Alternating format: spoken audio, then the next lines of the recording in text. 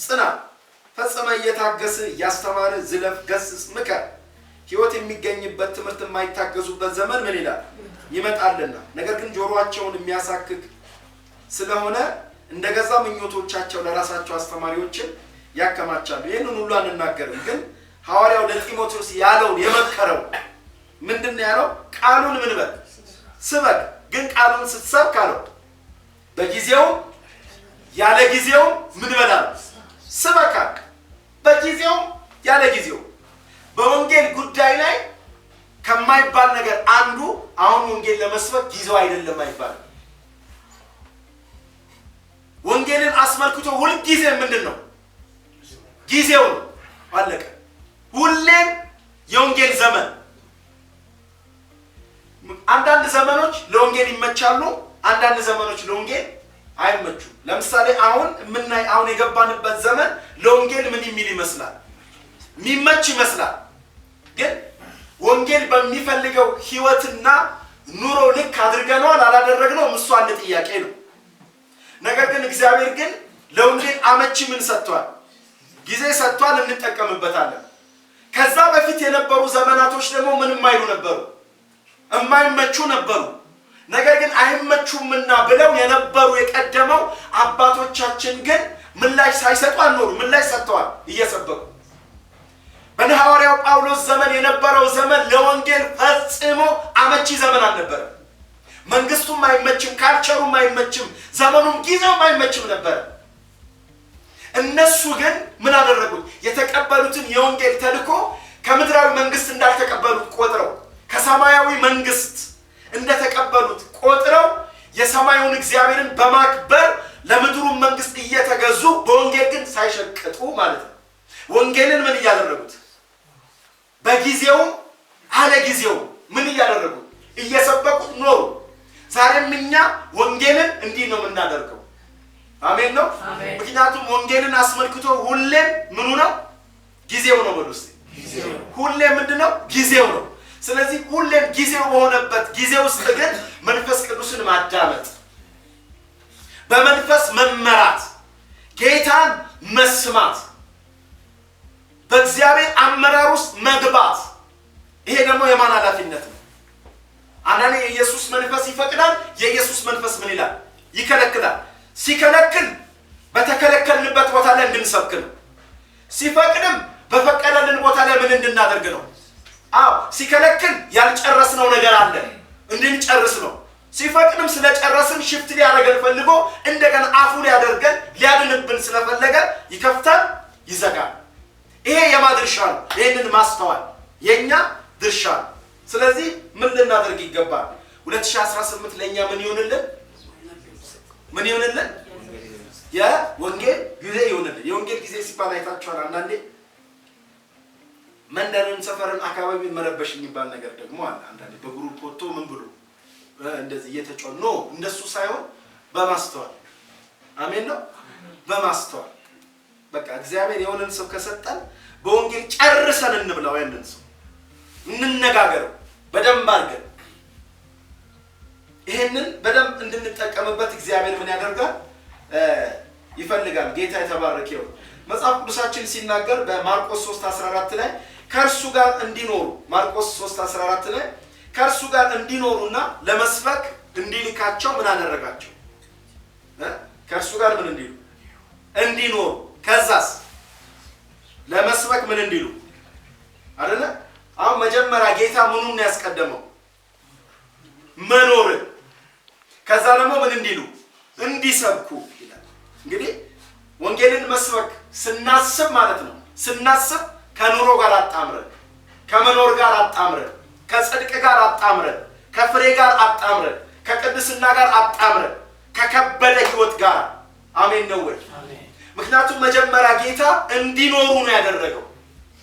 ስለዚህ ከኖሩ በኋላ የኖሩትን ምን ያደርጋሉ አይደል? እኛ ግን ያየነው፣ የሰማነው፣ የዳሰስነው ምን እናደርጋለን? የቀመስነው ምን እናደርጋለን? ያለ እንመሰክራለን። ያለ እውነተኛ ወንጌል ከማየት የመነጨ ነው፣ ከመዳሰስ የመነጨ ነው፣ ከመነካት የመነጨ ነው። በሌላ አነጋገር እኛን የለወጠ ወንጌል ማንንም መለወጥ ይችላል። አሜን ነው። አንተን የለወጠ ሌላ እኛ የሆነ ወቅት ላይ ደንዳና ነበርን፣ ድንጋይ ነበርን፣ ተፈላሳፊ ነበርን፣ የማይገባን ነበርን፣ የምንሳደብ ነበርን። እኛም ከነሱ ባልተሻለ ጠንካራ የህይወት ምን ነበረን? ኑሮ ነበረን። እኛን ደርምሶ የመጣ ወንጌል፣ እኛን የቀየረ ወንጌል ሌላውንም ምን ያደርጋል? ወንጌል ስለመለወጡ እኔ ማስረጃ ነኝ። ወንጌል ሰዎችን ስለመለወጡ አንተ ማስረጃ ነህ። እኛ ህያዋን ምኖች ነን? ምስክሮች ነን። ገናኛ ከእናታችን ማፀን ስንወለድ ጌታን የተቀበልን ሆነን የተወለድን የለንም። ሁላችን በኃጢአት የተወለድን ኃጢአትን ተለማምደን እየኖርን ጌታ በምህረቱ የተገናኘን የቀየረን የለወጠን ሰዎች ነን። ስለዚህ ሌላውም ተስፋ አለው። አንተ ከተለወጥ ሌላው ተስፋ አለው፣ ሌላውም ይለወጣል። እኔን የለወጠ ጌታ ሌላውን ይለውጣል። እኔን የነካ ሌላውንም ይነካል። እኔ ለምድር ሁሉ ምልክት ነኝ። አንተ ለምድር ሁሉ ምልክት ነህ። የተነካ ኢየሱስ ጌታ ነው የምትል አንተ ልብህን የነካ ጌታ የሌላውንም ይነካል። አንድ ነገር በዚህ ምሽት እመኑ፣ እግዚአብሔር በወንጌል እናንተን የደፈረ ከጀርባችሁ ብዙ ትውልድን ይደፍራል። ብዙ ትውልድን እግዚአብሔር መንካት ማራገፍ ይጀምራል። እግዚአብሔር ብዙዎችን መጣል ይጀምራል። ግን ወንጌልን ስናወራ ክብሩን አንርሳ። የወንጌልን ክብር፣ የወንጌልን አቅም ኢየሱስ መጀመሪያ አኖራቸው። አሜን ነው።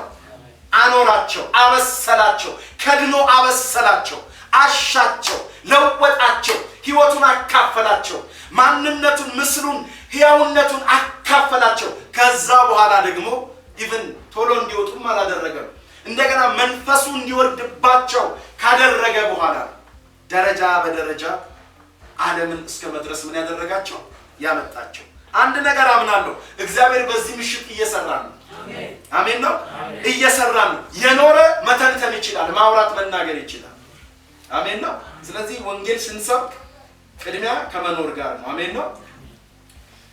መጽሐፍ ቅዱሳችን ሲናገር በሐዋርያት ሥራ መጽሐፍ 5:10 ሐዋርያት ሥራ መጽሐፍ ምዕራፍ 5:42 እንደዚህ ይላል፣ ዕለት ዕለት በመቅደስ በቤታችሁም ኢየሱስ እርሱ ክርስቶስ እንደሆነ ማስተማርንና መስበክን አይተውም ነበረ። ደግሜ ላንብበው። ዕለት ዕለትም በመቅደስ በቤታቸውም ስለማ ኢየሱስ እርሱ ምን እንደሆነ ክርስቶስ እንደሆነ ማስተማርን መስበክን አይተውም ነበረ።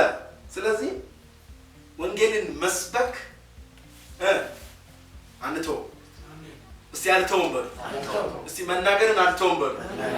እስቲ መመስከርን አልተውም በሉ። በቃ አይተውም ነበረ። ኢየሱስ እርሱ ክርስቶስ እንደሆነ በማስተማር በመስበክ አይተውም ነበረ። ስለዚህ ሙጭጭ ነው ወንጌል። ነፍሳችን ምን እስክትል እስጢፋኖስ ያደረገው ነገር ይባል አይደል? በድንጋይ ምን ይያሉት አራራ ትቻለሁ ሐሳቤን ቀይሬያለሁ አይደል?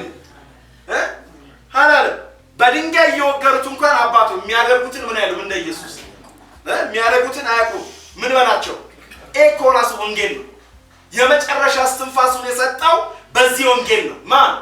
እስጢፋኖስ። ስለዚህ ወንጌልን ምን አይልም። ድንጋዩ አላስተወው፣ መከራው አላስተወው። ዛሬ ብዙዎችን ወንጌል መስበክ የሚያስተው በጣም ብዙ ነገር አለ። በ2018 ግን በነበርንባቸው የዋልኛ አመታቶች ብዙ ነገር አስተውል ሊሆን ይችላል። ዛሬ ግን አቅም የለው። አሜን ነው ወይ? ከፊታችን ባለው ዘመን ካሁን ከዚህ ምሽት ጀምሮ በወንጌል ጉዳይ ላይ አንተዋትም። አሜን ነው ወይ? ስለ ወንጌል ክብራችን ይሸጣል፣ ማንነታችን ይሸጣል፣ እኛነታችን ይሸጣል። በወንጌል አናፍርም፣ ምስክር በመሆን አናፍርም። ለመሰላችሁ እቺን ትንሿን ዘመን ጥለን ዘላለማዊ ዓለም እንሄዳለን። አሜን።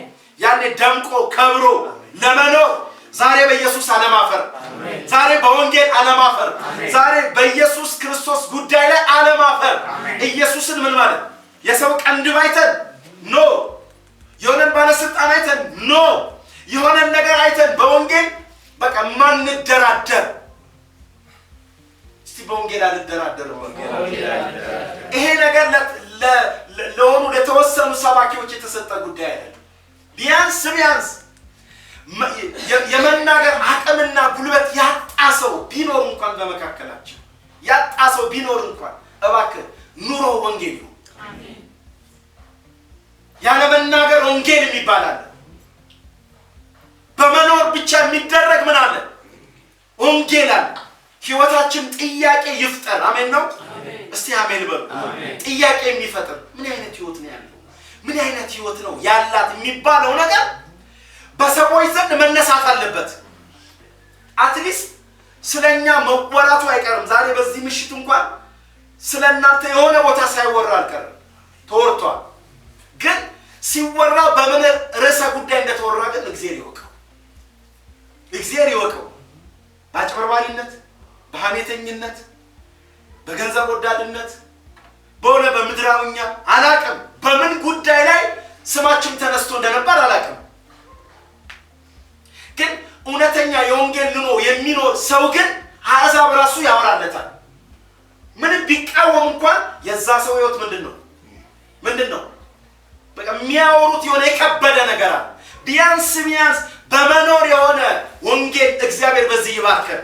የሆነ ወቅት እኮ እግዚአብሔር የሆነን ሰው ሲነካ የሚልከው ወደኛ ወደዛ ሰው ሪፈር ይጽፍለታል። ሰማይ ሂድና ምን በለው። ልክ ጳውሎስን ጣለውና ለሰከንዶች ሪፈር ጻፈለት። ወደ ማን ሂድ? ጌታ ካወራው ይልቅ አናንያ ያወራው ነው የሚበልጠው። ጌታ እኮ ኤጀንሲ አለ። እስቲ አሜን በሉ። ኦፊስ አለው። የግለሰብ ኦፊስ አለው። የቤተ ክርስቲያን ኦፊስ አለው። አንዳንዶችን በህልም የሚሆን በሆነ ነገር ይጥልና ሪፈር ያደርጋል። እንዴት መታደል እንደሆነ እግዚአብሔር ሰው ወደኛ ሲልክ ደስ አይልም? እስቲ ደስ ይላል። ክብር ለጌታ ይሁን። አንድ ነገር ልጨምርላችሁ። መጽሐፉ ሲናገር ሮሜ መጽሐፍ ላይ እንደዚህ ይላል። ሮሜ መጽሐፍ ምዕራፍ 15 ቁጥር 20 ላይ እንዲሁ በሌላው ሰው መሰረት ላይ እንዳልሰራ የክርስቶስ ስም በተጠራበት ስፍራ ሳይሆን ወንጌልን ለመስበክ ተጣጣርኩ። ይህ ቃል እኔንም ብዙዎች የሚኒስትሪ ውስጥ የገቡትን ሰዎች ሁሉ የሚፈታተን ቃል ነው። ይዘው ደግሜ ላንብብላችሁ። ሐዋርያው ያለው እንዲሁ በሌላው መሰረት ላይ ምን እንዳልሰራ ቤተክርስቲያን የተከፈተበት ቦታ ወይም መንፈሳዊ እንቅስቃሴ ባለበት ቦታ ላይ ምን ላልን መልሼ ወንጌልን ምን ላልን ላልሰራ። ነገር ግን ወንጌል ምን ማለበት ባልተነገረበት ባልታወጀበት ቦታ ላይ ወንጌልን ለመናገር ለመስበክ ተጣጣርኩኝ። እግዚአብሔር በመጣጣር ይባርከን። አሜን። ነፍሳችን ከምጣጣር ወንጌልን በቃ ይሄ ወንጌል ባልተደረሰበት አንድ ነገር ልንገራችሁ። እግዚአብሔር ምህረት ያገንላችኋል። ጌታ ምህረት ያገንላችኋል። ይሄ ለወንጌል የማይደፈሩ በሚመስል ቦታ ላይ እግዚአብሔር ለጨውነት ለምልክትነት ያስቀመጠ ሰው ካለ እድለኛ። አሜን ነው። ያ ሰው ምንኛ ነው? እድለኛ። ምክንያቱም እግዚአብሔር በዚህ ውስጥ ምን የሚያደርገው ነገር ስላለ የሚሰራው ነገር ስላለ ሐዋርያው ምን በቃ የሚያስበው ምንድነው? የተሰበከበት ቦታ ላይ መሆን አይፈልግም። ሰው የተነገረበት ቦታ ላይ መሆን አይፈልግም። ግርግር መፍጠር አይፈልግም። ገለል ብሎ ያልተነገረበት ቦታ፣ ያልታወጀበት ቦታ፣ ያልተሰበከበት ቦታ እየሄደ ወንጌልን ምን ያደርጋል? ያቀጣጥላል፣ ያስፋፋል። ክብር ለኢየሱስ ይሁን። ፊልጵስዩስ መጽሐፍ ላይ እንደዚህ ይላል። ፊልጵስዩስ 1:3-5 ፊልጵስዩስ 1:3-5 እንደዚህ ይላል። ሁል ጊዜ በጸሎቴ ሁሉ ስለናንተ ሁሉ በደስታ ምን እያልኩኝ እየጸለይኩኝ ከፊተኛው ቀን እስከ ዛሬ ድረስ ወንጌልን በመስበክ አብራችሁ ስለሰራችሁ ባሰባችሁ ጊዜ ሁሉ አምላኬን ምን አደርጋለሁ? አመሰግናለሁ። ደግሜ ላንብበው። ሁል ጊዜ በጸሎቴ ሁሉ ስለናንተ ስለናንተ ሁሉ በደስታ ምን እያልኩኝ እየጸለይኩኝ ከፊተኛው ቀን እስከ ዛሬ ድረስ ወንጌልን ለመስበክ አብራችሁ ስለሰራችሁ ባሰባችሁ ጊዜ ሁሉ አምላኬን አመሰግናለሁ። አሁን እዚህ ጋር የምንመለከተው ወንጌል የምን ጉዳይ ነው? የአብሮነት ጉዳይ። አብራችሁናል። ሐዋርያው ለኩሶታል መስበክን፣ ወንጌልን መናገርን አቀጣጥሎታል። ስለዚህ ከሐዋርያው የወንጌል ስብከት ተለውጠው የሰሙ ሰዎች በሙሉ ልክ እንደ ሐዋርያው መሆን ጀመሩ። አሜን ነው። ስለዚህ እኔ ብቻ ምን አላደረኩም ነው የወንጌል ሰባኪ አልሆንኩኝም፣ እናንተም አብራችሁ የወንጌል ምን ሆናችሁ ነው የሚለው ሰራተኛ ሆናችሁ። አሁን እዚህ ላይ የምናየው ትልቁ ነጥብ ምንድነው? ወንጌል ማለት ነው የአንድ ግለሰብ ጉዳይ ብቻ አይደለም። የማን ነው? የወንጌል ማህበረተኛ መሆን የሁሉም። ስለዚህ በዚህ እግዚአብሔር በሰጠን ዓመት እግዚአብሔር በወንጌል ጉዳይ ላይ ምን ያርገን? ሰራተኛ ያርገን። ሌላኛው ሐዋርያው በመጨረሻ ላይ ያነሳው ሐሳብ ምንድነው? ከሚጠቅማችሁ ነገር አንድስ እንኳን ምን አላደረኩባችሁ ማለት አላስቀረውባችሁ ብሎ የሚናገረው ሐሳብ አለ። ይሄ በጣም ፓወርፉል ነው። በእነዚህ በሶስት ዓመት ውስጥ ሐዋርያው ጳውሎስ በጣም ጠቃሚ ነው ብሎ የሚያምነውን ነገር በሙሉ ነው ምን ያደረገባቸው የለቀቀባቸው ማለት ነው። እንደሚጠቅም አስቦ የደበቀው የሸሸገው ነገር የለም፣ የቀበረው ነገር የለም። በነገራችን ላይ እግዚአብሔር ለሐዋርያው የሰጠውን ጸጋ ሐዋርያው አልቀበረው። እኛ ጋር ያለ ጸጋ እግዚአብሔር ለኛ የሰጠን ነገር የሚቀበር ነገር አይደለም፣ የሚሸሸግ ነገር አይደለም። ሐዋርያው ጥሩ ነው ብሎ የሚያምነውን ነገር በሙሉ አጠገቡ ጋር ለነበሩ ሰዎች በሙሉ የዘራና የሰጠ ያቀበለ ሰው። ብዙ ጊዜ አይታችሁ ከሆነ በእኛ ህይወት ውስጥ የምናስቀራቸው ነገሮች አሉ። ለትውልድ የምናስቀረው፣ ለቤተ ክርስቲያን የምናስቀረው፣ ለሰው የምናስቀረው። አንዳንዴ በማስቀረት ብዛት መሄዳል። ከሄድን ደግሞ ሳትነግድበት ሳትሰራበት ለምን መጣህ እንባላለን። ሐዋርያው የሚጠቅማችሁን ነገር በሙሉ ምን አላደረኩም ማለት አላስቀረውም ማለት ባለማስቀረት የኖረ ማለት ነው። እግዚአብሔር ባለማስቀረት ይባርከን። አሜን ነው። ምክንያቱም የተሰጠንን ነገር በሙሉ ምን ብለን አንጠብጥበን። ለምሳሌ ጌታ ኢየሱስ ክርስቶስ መስቀል ላይ ሲወጣ ያስቀረው ነገር ነበር? በነገራችን ላይ መስቀል እስኪወጣ ጊዜ ድረስ ያልጨረሰው ነገር ስለነበረ ሁሉ ነገር ሲጨርስ የት ወጣ? መስቀል ላይ ወጣ። መስቀል ላይ ወጣና መጨረሻ ላይ እስትንፋሱን የዘጋው ራሱ ተፈጸመ። አሜን ነው። እግዚአብሔር በእውነት የሰጠንን ነገር ፈጽመን እንሄድ። አሜን ነው። ተፈጸመ። ያስቀረውት ነገር የለም ማለት የሸሸኩት የደበቁት ነገር እንዲያውም ምን አለ? አባት ሆይ የሰጠኝን ክብር ምን ብያቸዋለሁ? ሰጥቻቸዋለሁ። ተጠያቂ አይደለሁም ማለት የሰጠኝን ሰጥቻቸዋለሁ። ባለመስጠት አልጠየቅም ማለት ባለመስጠት ከመጠየቅ እግዚአብሔር ያድነን። እግዚአብሔር የሰጠንን ሐዋርያው ያስቀረውት ነገር የለም ማለት አጠገባችሁ ያለውን ሰው እንዳታስቀርበሉት። ተነጋገሩ። እንዳታስቀር። ምንም ማስቀረት የሚባል ነገር የለም። ጨርሰን ምን ማለት አለብን? መስጠት አለብን። በነገራችን ላይ የሚሰጥ ይጨመርለታል። አሜን ነው። በቃ ጨርሰን እንድንሄድ። የሚገርማችሁ በምድር ላይ ብዙዎች ይሄዳሉ። የሄደ ሁሉ ግን ጨርሶ ነው እንዴ?